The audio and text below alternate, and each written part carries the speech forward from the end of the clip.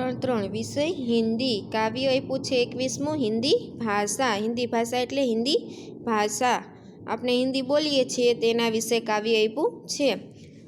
શરૂઆતમાં આપ્યા છે શબ્દાર્થ દુલારી એટલે વહાલી પ્રિય હમકો એટલે અમને પઢના એટલે ભણવું ચાવ એટલે શોખ પ્રેમ જન જન એટલે લોકો ભાતી હે એટલે ગમે છે યહ એટલે આ ખુશ્બુવાલી એટલે સુગંધીદાર ફૂલવારી એટલે ફૂલવાડી છે। નીચે કાવ્ય આપ્યું છે દેશ દુલારી હિન્દી ભાષા દેશ દુલારી દેશ એટલે દેશ દુલારી એટલે વહાલી હિન્દી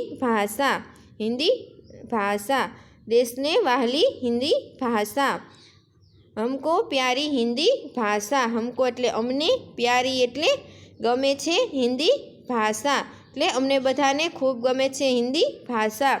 પઢતે હે સબ બડે ચાવશે પઢતે હે એટલે ભણીએ છીએ સબ એટલે બધા બડે ચાવશે એટલે ખૂબ શોખથી બધા ભણીએ છીએ।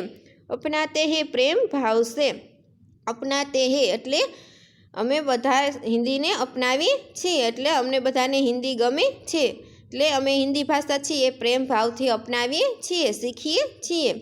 જન જન કો હે હિન્દી ભાતી જન જન એટલે લોકો કોહે એટલે લોકોને હે ભાતી એટલે ગમે છે એટલે લોકોને બધા લોકોને હિન્દી ભાષા ગમે છે।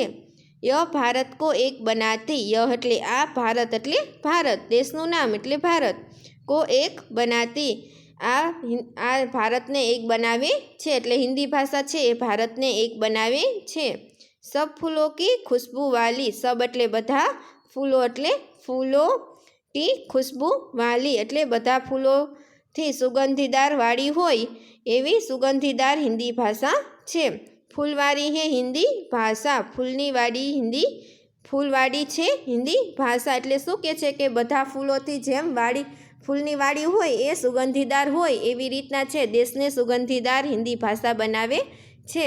આપણે દેશમાં ગમે ત્યાં જાય હિન્દી ભાષા બોલે તો લોકો સમજી જાય જો આપણે ગુજરાતની બહાર જઈને આપણે ગુજરાતી ભાષા બોલીએ તો લોકો સમજી શકે નહીં અને જો આપણે હિન્દી ભાષા બોલી તો લોકો સમજી શકે આપણે બોલવાનું એટલે કે છે કે ભારતમાં આપણે ગમે ત્યાં જાય ત્યાં હિન્દી ભાષા બોલી તો આપણે ઓળખી જાય તે હિન્દી ભાષાથી ભારતને એક બનાવે છે।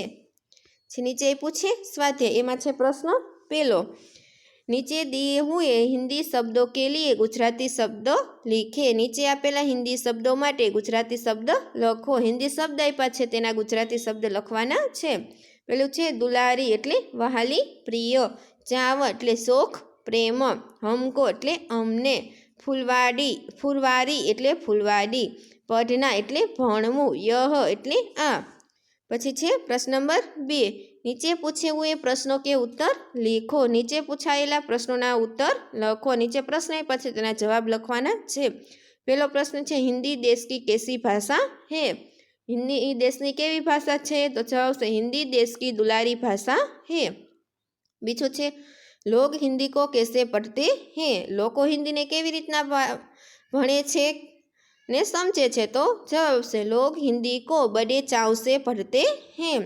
तीजो छे हिंदी भाषा क्या काम करती है पछी हिंदी भाषा शू काम करे छे तो जवाब से हिंदी भाषा देश को एक बनाने का काम करती है।